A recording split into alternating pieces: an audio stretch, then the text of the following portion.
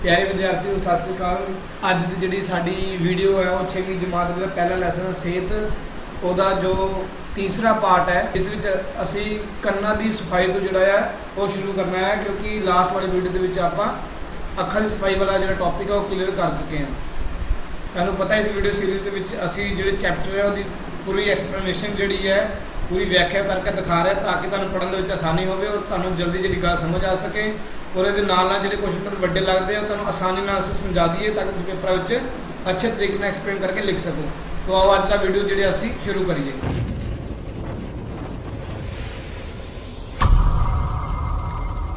चौथा टॉपिक है जी कन्ना की सफाई। जिवें तुहानूं पता है कि कन्न भी साडी सेहत का एक जरूरी हिस्सा ने, इन्हां की सफाई भी जी बहुत जरूरी है, क्योंकि कन्न साडी सुनन दे विच जिहड़ी है वो मदद करते हैं। इस करके इन्हां की जिहड़ी साम संभाल है वो बहुत जरूरी है। कन्न विच की हुंदा है कि नाजुक पर्दा हुंदा है, इसे करके कहा जाता है कि कोई भी तिखी चीज़ जिहड़ी है कन्न दे विच नहीं मारनी चाहिए या उच्ची आवाज़ नहीं सुननी चाहिए, क्योंकि इस तरह करन दे नाल वो पर्दा जिहड़ा है फट सकता है, तो हो सकता है हमेशा के लिए सुन ना सकीए।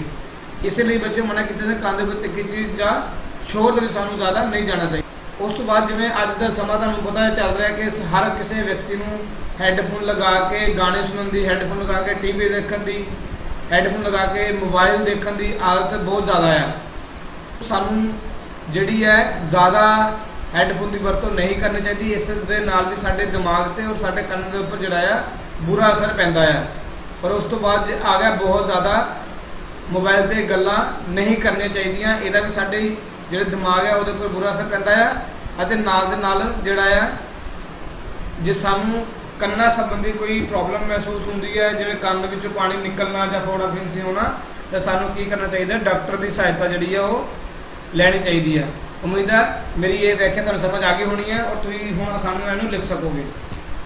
जे कोई प्रॉब्लम आउंदी तुसीं कमेंट करके मैनूं नीचे दस सकते हो। अगला है जी नक की सफाई। हाँ जी बच्चे, नक तुहानूं पता ही किहड़े काम आउंदा है, साह लैण दे काम आउंदा ना। इस तो इलावा सुंघण के काम भी आता है, साड़ी ज्ञान इंद्रिया वह पार्ट भी है। इस करके नक भी साडा जिहड़ा है बहुत इंपॉर्टेंट हिस्सा है, और ये साडू जिहड़ा है साह लैण दे विच जिहड़ी साडे लई सहायता करता है। और नक राही ही साह लेना चाहिए है। इसका कारण की है बच्चों, क्योंकि नक के छोटे छोटे वाल होंगे हैं, जिहदे करके हवा जिहड़ी है वो साफ होकर अंदर जाती है। दूजा कि साडे शरीर का जिहड़ा तापमान है नक उस हवा नूं उस मुताबिक जिहड़ा ढाल दिंदा है। ठीक है जी। उस तो बाद आ गया नक एक जाली का काम करता है। जिवें तुहानूं दस्सिया ना, नक जिहड़े छोटे छोटे वाल होंगे हैं जिहड़े कि हवा नूं साफ करके साडे अंदर भेजदे हैं, इस तरह एक जाली का जिहड़ा काम है वो करता है। देखो वही गल जिवें मैं कह रहा छोटे छोटे वाल होंगे हैं ना, इस तरह।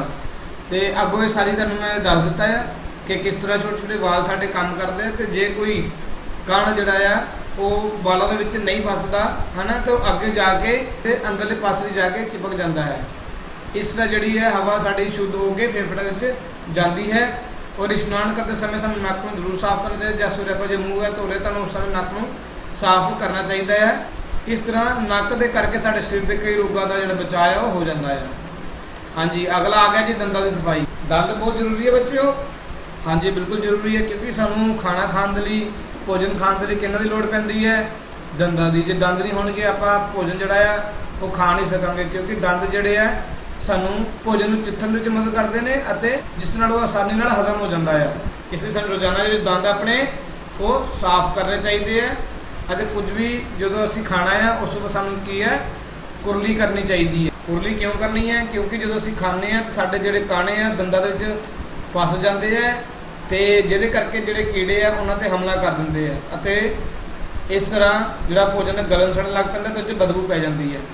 इसलिए कहते हैं कि रात को सौन तो पहला सानू दंद साफ करने चाहिए है। इसका मतलब एक बार सवेरे एक बार शाम को, यानी कि 2 बार सानू ब्रश करना चाहिए है। और एग्जाम के आता भी MCQ के सानू कितनी बार ब्रश करना चाहिए है, तो उत्तर यही है कि 2 बार करना चाहिए है। जे असी इन्हां गल्लां ध्यान नहीं रखांगे तो की होणगे, दंदां नूं रोग लग जाणगे, साडे दंद जिहड़े खोखले हो जाणगे अते इन्हां विच कमजोरी आ जाए। इस तरह सानू होर दंदां संबंधित होर कई बीमारियां जिहड़ियां वो लग सकदियां हैं। इस करके इन्हें सफाई का तुसीं खास ख्याल रखना। हाँ जी बच्चों, जिवें जिवें मैं पैरां दी लाइनां बोल रहा ना, तुसीं इस तरीके नाल लाइनां नूं लिख सकते हो। ठीक है, और इस तरीके नाल तुसीं याद कर लेना है। नहुआं की सफाई, शरीर के बाकी अंगां दे नाल नाल जिहड़े साडे नहुं ने उन्हां दी सफाई भी उन्नी ही ਜਿਹੜੀ ਆ ਉਹ ਜ਼ਰੂਰੀ ਹੈ, ਕਿਉਂਕਿ ਜਿਹੜੇ ਨਹੁੰ ਵੱਧ ਜਾਂਦੇ ਨਾ, ਵੱਡੇ ਨਹੁੰ ਜਿਹਨੂੰ ਆਪਾਂ ਕਹਿੰਦੇ ਆ, ਉਹਦੇ 'ਚ ਮਿੱਟੀ ਘਟਾ ਫਸ ਜਾਂਦਾ ਹੈ। ਮਿੱਟੀ ਘਟਾ ਫਸਣ ਨਾਲ ਜਦੋਂ ਅਸੀਂ ਖਾਣਾ ਖਾਂਦੇ ਆ ਤੇ ਉਹਨਾਂ ਨਹੁੰਆਂ ਦੇ ਵਿੱਚੋਂ ਉਹ ਮਿੱਟੀ ਨਿਕਲ ਕੇ ਖਾਣੇ ਦੇ ਨਾਲ ਸਾਡੇ ਅੰਦਰ ਦਾਖਲ ਹੋ ਜਾਂਦੀ ਹੈ। ਔਰ ਤੁਹਾਨੂੰ ਪਤਾ ਮਿੱਟੀ ਵਿੱਚ ਕਈ ਤਰ੍ਹਾਂ ਦੇ ਕੀਟਾਣੂ ਹੁੰਦੇ ਆ, ਜਿਹਦੇ ਕਰਕੇ ਉਹ ਸਾਡੇ ਅੰਦਰ ਸਾਨੂੰ ਬਿਮਾਰ ਕਰਦੇ ਨੇ। ਇਸ ਕਰਕੇ ਸਾਨੂੰ ਆਪਣੇ ਹੱਥਾਂ ਪੈਰਾਂ ਨੂੰ ਚੰਗੀ ਤਰ੍ਹਾਂ ਧੋਣਾ ਚਾਹੀਦਾ ਹੈ। ਹਫਤੇ ਵਿੱਚ ਜਿਹੜਾ ਹੈ 1 ਤੋਂ 2 ਵਾਰ ਨਹੁੰ ਸਾਨੂੰ ਜ਼ਰੂਰ ਕੱਟਣੇ ਚਾਹੀਦੇ ਆ। ਕੋਸ਼ਿਸ਼ ਕਰੋ ਤੁਸੀਂ ਹਰ ਐਤਵਾਰ ਨੂੰ ਜਿਹੜਾ ਆ ਨਹੁੰ ਕੱਟਣ ਦੇ ਲਈ, ਜਾਂ ਸਰੀਰ ਦੀ ਬਾਕੀ ਅੰਗਾਂ ਦੀ ਜਿਹੜੀ ਖਾਸ ਅੰਗਾਂ ਦੀ ਸਫਾਈ ਹੈ ਉਹਨਾਂ ਵੱਲ ਜ਼ਿਆਦਾ ਧਿਆਨ ਦਿਆ ਕਰੋ।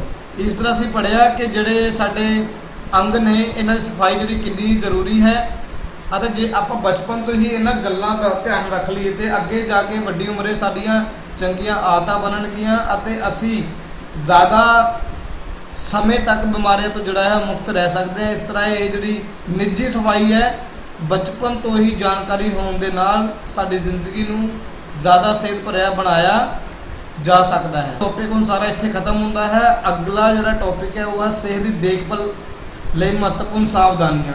ਬੱਚੋ ਵੱਡਿਆਂ ਕੁਐਸਚਨਾਂ ਦੇ ਵਿੱਚ ਇਹ ਵੀ ਇੱਕ ਕੁਐਸਚਨ ਸੀਗਾ ਜਿਹਦੇ ਬਾਰੇ ਬੱਚਿਆਂ ਨੇ ਕਮੈਂਟ ਕੀਤਾ ਸੀ ਕਿ ਸਰ ਇਹ ਬਹੁਤ ਵੱਡਾ ਆ, ਤੇ ਅੱਜ ਅਸੀਂ ਨਾਲ ਨਾਲ ਇਹਨੂੰ ਛੋਟਾ ਕਰਕੇ ਤੁਹਾਨੂੰ ਦੱਸੀ ਜਾਵਾਂਗੇ।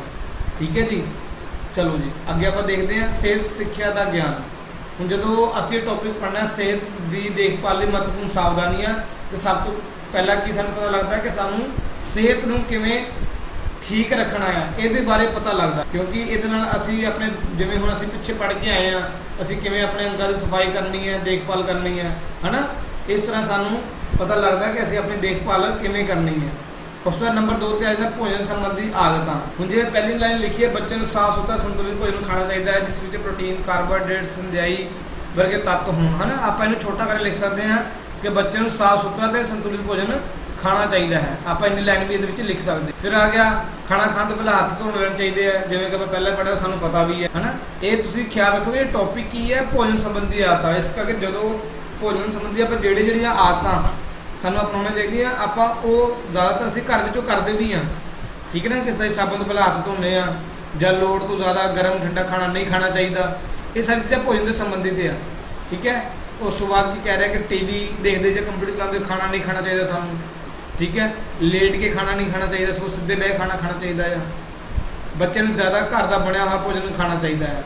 ਇਹ ਬੜੀ ਕਾਮਨ ਜੀ ਗੱਲ ਹੈ ਕਿ ਬੱਚੇ ਜਿਹੜੇ ਜ਼ਿਆਦਾਤਰ ਬਾਹਰ ਦਾ ਖਾਣਾ, ਪੀਜ਼ਾ, ਬਰਗਰ ਵਗੈਰਾ ਖਾਣਾ ਪਸੰਦ ਕਰਦੇ ਆ। ਠੀਕ ਹੈ। ਇਸ ਪਰ ਸਾਨੂੰ ਕੀ ਹੈ, ਘਰ ਦਾ ਖਾਣਾ ਜਿਹੜਾ ਉਹ ਖਾਣਾ ਚਾਹੀਦਾ ਹੈ। ਖਾਣੇ ਨੂੰ ਹਮੇਸ਼ਾ ਕੀ ਹੈ, ਢੱਕ ਕੇ ਰੱਖਣਾ ਚਾਹੀਦਾ ਹੈ।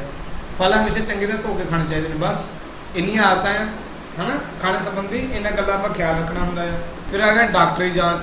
ਇਹਦੇ ਵਿੱਚ ਕੀ ਕਹਿ ਰਿਹਾ ਕਿ ਸਾਨੂੰ ਸਮੇਂ-ਸਮੇਂ ਤੇ ਡਾਕਟਰੀ ਜਾਂਚ ਕਰਵਾਉਣੀ ਚਾਹੀਦੀ ਹੈ। ਔਰ ਜਿਹੜੇ ਬੱਚਿਆਂ ਨੂੰ ਟੀਕੇ ਲੱਗਣੇ ਹੁੰਦੇ ਹਨ ਉਹ ਵੀ ਸਾਨੂੰ ਸਮੇਂ ਸਿਰ ਜਿਹੜੇ ਹੈ ਉਹ ਲਗਾਉਣੇ ਚਾਹੀਦੇ ਨੇ। ਕਿਸੇ ਵੀ ਤਰ੍ਹਾਂ ਦੀ ਸੱਟ ਕੋਈ ਲੱਗਦੀ ਹੈ ਤੇ ਸਾਨੂੰ ਅਣਗਹਿਲੀ ਕਰਨ ਦੀ ਬਜਾਏ ਡਾਕਟਰ ਕੋਲ ਜਾ ਕੇ ਉਹਦਾ ਇਲਾਜ ਕਰਵਾਉਣਾ ਚਾਹੀਦਾ ਹੈ। ਫਿਰ ਆ ਗਿਆ ਸੁਭਾਅ, ਮਤਲਬ ਤੁਹਾਡਾ ਸੁਭਾਅ ਕਿਹੋ ਜਿਹਾ ਹੋਣਾ ਚਾਹੀਦਾ। ਤੁਹਾਡਾ ਸੁਭਾਅ ਜਿਹੜਾ ਹਰ ਵੇਲੇ ਖੁਸ਼ ਹੋਣਾ ਰਹਿਣਾ ਚਾਹੀਦਾ ਹੈ। ਚੰਗਾ ਸੁਭਾਅ ਜਿਹੜਾ ਸਿਹਤ ਲਈ ਵਧੀਆ ਹੁੰਦਾ ਹੈ, ਅਤੇ ਜਿਹੜੇ ਸੁਭਾਅ ਨਾਲ ਸਾਡੇ ਸਰੀਰ ਤੇ ਮਾੜਾ ਅਸਰ ਪੈਂਦਾ ਹੈ। ਆਦਤਾਂ, ਹੁਣ ਸਾਡੀਆਂ ਰੋਜ਼ ਦੀਆਂ ਆਦਤਾਂ ਕਿਹੋ ਜਿਹੀਆਂ ਹੋਣੀਆਂ ਚਾਹੀਦੀਆਂ। ਦੇਖੋ ਬੱਚੇ, ਕੋਈ ਵੀ ਚੀਜ਼ ਹੈ, ਜਿਵੇਂ ਕਿ ਪੜ੍ਹਾਈ ਹੈ, ਸਾਨੂੰ ਪੜ੍ਹਾਈ ਰੋਜ਼ ਕਰਨੀ ਚਾਹੀਦੀ ਹੈ। ਸਮੇਂ ਸਿਰ ਉੱਠਣਾ ਚਾਹੀਦਾ ਹੈ, ਖੇਡਣਾ ਵੀ ਚਾਹੀਦਾ, ਆਰਾਮ ਵੀ ਕਰਨਾ ਚਾਹੀਦਾ ਹੈ। ਠੀਕ ਹੈ ਜੀ। ਇਹ ਸਾਰੀਆਂ ਚੀਜ਼ਾਂ ਸਾਡੇ ਚੰਗੀਆਂ ਆਦਤਾਂ ਵਿੱਚ ਆਉਂਦੀਆਂ ਨੇ। ਇਹਦੇ ਨਾਲ ਸਾਨੂੰ ਆਪਣੇ ਘਰ ਦੇ ਆਲੇ ਦੁਆਲੇ ਦੀ ਸਫਾਈ ਕਰਨੀ ਚਾਹੀਦੀ ਹੈ। ਔਰ ਪੜ੍ਹਨ ਲੱਗੇ ਅਸੀਂ ਖਿਆਲ ਰੱਖਣਾ ਕਿ ਜਿੱਥੇ ਵੀ ਅਸੀਂ ਪੜ੍ਹੀਏ ਉੱਥੇ ਰੋਸ਼ਨੀ ਜਿਹੜੀ ਹੈ ਪ੍ਰੋਪਰ ਆਉਂਦੀ ਹੋਵੇ। ਘੱਟ ਰੋਸ਼ਨੀ ਪੜ੍ਹਨ ਨਾਲ ਅੱਖਾਂ 'ਤੇ ਕੀ ਹੈ, ਮਾੜਾ ਅਸਰ ਪੈਂਦਾ ਹੈ। ਦੂਸਰਾ, ਜਿੱਥੇ ਅਸੀਂ ਪੜ੍ਹਨਾ ਹੈ ਜਾਂ ਸੋਣਾ ਹੈ, ਬੈਠਣਾ ਖਲੋਣਾ, ਉਹ ਫਰਨੀਚਰ ਜਿਹੜਾ ਹੈ ਵਧੀਆ ਹੋਣਾ ਚਾਹੀਦਾ, ਚੰਗਾ ਹੋਣਾ ਚਾਹੀਦਾ, ਤਾਂ ਕਿ ਤੁਹਾਡਾ ਪੋਸਚਰ ਜਿਹੜਾ ਉਹ ਠੀਕ ਰਹੇ। ਇਸ ਤਰ੍ਹਾਂ ਇਹ ਕੁਛ ਆਦਤਾਂ ਜਿਹਨਾਂ ਦਾ ਅਸੀਂ ਖਿਆਲ ਰੱਖਣਾ ਹੈ।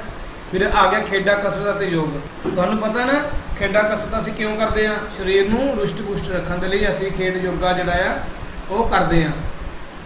ਔਰ ਕਸਰਤ ਕਰਨ ਲਈ ਸਾਨੂੰ ਕੀ ਚਾਹੀਦਾ ਕਿ ਜੋ ਵੀ ਅਸੀਂ ਕਸਰਤ ਕਰੀਏ ਖਾਲੀ ਪੇਟ ਕਰਨਾ ਚਾਹੀਦਾ। ਨਹੀਂ ਰੋਟੀ ਖਾ ਕੇ ਆਪਾਂ ਤੁਰੰਤ ਖੇਡਣ ਚਲੇ ਗਏ, ਜ਼ਿਆਦਾਤਰ ਬੱਚੇ ਹੀ ਕਰਦੇ ਆ।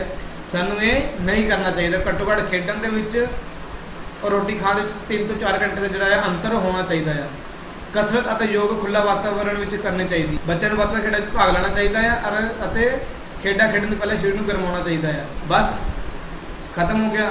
ਇਸ ਤਰ੍ਹਾਂ ਅਸੀਂ ਜਿਹੜਾ ਪੂਰਾ ਚੈਪਟਰ ਹੈ ਉਹ ਪੜ੍ਹ ਲਿਆ ਹੈ। ਹੁਣ ਅਸੀਂ ਇਸ ਚੈਪਟਰ ਦੇ ਜਿਹੜੇ ਹੈ MCQ ਹੈ ਉਹ ਵੀ ਕਰਾਂਗੇ, ਤਾਂ ਕਿ ਤੁਹਾਡੀ ਚੈਪਟਰ ਦੇ ਪੜ੍ਹਨ ਦੇ ਨਾਲ ਨਾਲ ਤੁਹਾਡੀ ਜਿਹੜੀ ਹੈ ਤਿਆਰੀ ਵੀ ਹੋ ਸਕੇ ਔਰ ਤੁਹਾਨੂੰ ਸਮਝ ਆ ਸਕੇ ਤੁਹਾਨੂੰ ਕਿੰਨਾ ਕਿ ਚੈਪਟਰ ਜਿਹੜਾ ਹੈ ਸਮਝ ਆਏ, ਕਿੰਨੇ ਕੁ ਆਨਸਰ ਤੁਸੀਂ ਆਪ ਦੇ ਸਕਦੇ ਹੋ।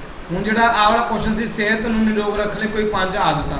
ਹੁਣ ਬੱਚੇ ਅਸੀਂ ਆ ਕਿੰਨੇ ਭੋਜਨ ਸੰਬੰਧੀ ਆਦਤਾਂ ਪੜ੍ਹੀਆਂ ਆ, ਡਾਕਟਰੀ ਜਾਂਚ ਪੜ੍ਹੀ, ਇਹ ਸਾਰੀਆਂ ਦੇ ਵਿੱਚ ਵੀ ਕਾਫੀ ਸਾਰੇ ਟੌਪਿਕ ਦਿੱਤੇ। ਤੁਸੀਂ ਇਹਨਾਂ ਵਿੱਚ ਕੋਈ ਵੀ 5 ਲਿਖ ਸਕਦੇ ਹੋ। ਉਦਾਹਰਨ ਦੇ ਤੁਸੀਂ ਚਾਹੇ ਇਹ ਵੀ 5 ਲਿਖ ਸਕਦੇ ਹੋ, ਇਹੀ 5 ਲਿਖ ਸਕਦੇ ਹੋ, ਜਾਂ ਫਿਰ ਤੁਸੀਂ ਹਰ ਵਿੱਚੋਂ 2-2 3-3 ਲੈ ਸਕਦੇ ਹੋ। ਜਿਵੇਂ 3 ਦੇ ਵਿੱਚੋਂ ਲੈ ਲਿਆ ਆਪਾਂ, ਹਨਾ। ਫਿਰ ਡਾਕਟਰੀ ਜਾਂਚ ਸੰਬੰਧੀ ਲੈ ਲਿਆ ਕਿ ਸਾਨੂੰ ਇਹ ਡਾਕਟਰੀ ਜਾਂਚ ਸਮੇਂ ਸਿਰ ਕਰਵਾਉਣੀ ਚਾਹੀਦੀ ਹੈ, 4 ਹੋ ਗਏ। ਸੁਭਾਅ ਜਿਹੜਾ ਖੁਸ਼ ਭਰਿਆ ਹੋਣਾ ਚਾਹੀਦਾ ਆ, ਕੋਈ ਵੀ ਆਦਤ ਲੈ ਲਓ, ਸਾਨੂੰ ਸਮੇਂ ਸਿਰ ਉੱਠਣਾ ਚਾਹੀਦਾ ਆ, ਤੇ ਕੋਈ ਵੀ ਆਦਤ ਤੁਸੀਂ ਇਹਨਾਂ ਵਿੱਚ ਲੈ ਸਕਦੇ ਹੋ। ਠੀਕ ਹੈ ਜੀ। ਉਮੀਦ ਹੈ ਤੁਹਾਨੂੰ ਅੱਜ ਦਾ ਜਿਹੜਾ ਚੈਪਟਰ ਹੈ ਉਹ ਸਮਝ ਆ ਗਿਆ ਹੋਣਾ। ਇਸ ਤੇ ਸਾਡਾ ਜਿਹੜਾ ਪਹਿਲਾ ਚੈਪਟਰ 6ਵੀਂ ਕਲਾਸ ਦਾ ਸਿਹਤ ਉਹ ਕੰਪਲੀਟ ਹੁੰਦਾ ਹੈ। ਮਿਲਦੇ ਹਾਂ ਅਗਲੀ ਵੀਡੀਓ ਦੇ ਵਿੱਚ। ਤਦ ਤੱਕ ਚੈਨਲ ਨੂੰ ਲਾਈਕ, ਸਬਸਕ੍ਰਾਈਬ ਤੇ ਸ਼ੇਅਰ ਜ਼ਰੂਰ ਕਰੋ। ਧੰਨਵਾਦ।